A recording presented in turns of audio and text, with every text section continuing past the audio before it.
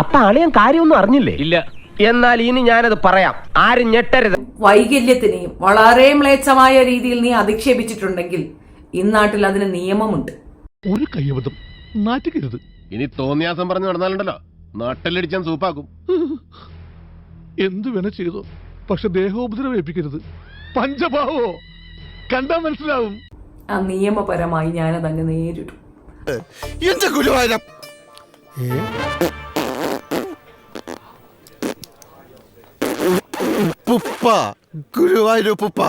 എന്റെ വൈകല്യത്തിന് നീ പറഞ്ഞത് അതിനുള്ള മറുപടി ഞാൻ തരും കേട്ടാ.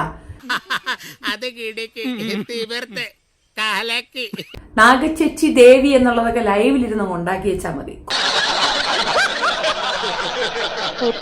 കുറച്ച് അശ്ലീല ചൊവ്വയോടുകൂടി വൃത്തികേട് പറയുമ്പോൾ അത് കേട്ട് ചിരിക്കാനും അത് കേട്ട് റോക്കറ്റ് വിടാനും വരുന്നവർക്ക് വേണ്ടി സുഖിക്കാൻ പറയണം.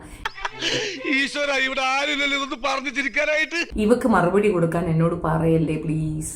ഇനി മറുപടിയില്ല. അവിടെ ആരൊക്കെ പോയിരുന്നു എന്നും ആരൊക്കെയാണ് അവളെ കൊണ്ടത് പറയിച്ചതെന്നും വ്യക്തമാണ്.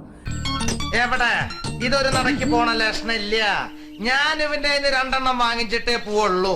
ആ പറയിപ്പിച്ചവർക്കൊന്നും ഒരു പ്രശ്നമില്ല. കാരണം പലരും പറയുമ്പോൾ എന്റെ പേര് പറയാറില്ല.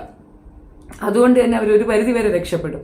ഇതങ്ങനെയല്ല, പക്ക എന്റെ പേര് പറഞ്ഞ് ആണ് എന്റെ വൈകല്യത്തിന് പറഞ്ഞിട്ടുള്ളത്.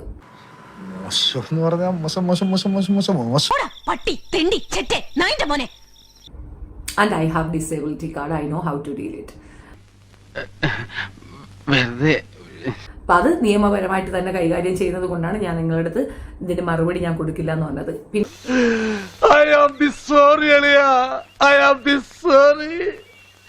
ഞാൻ അങ്ങനെയൊന്നും ചെയ്യാൻ പാടില്ലായിരുന്നു.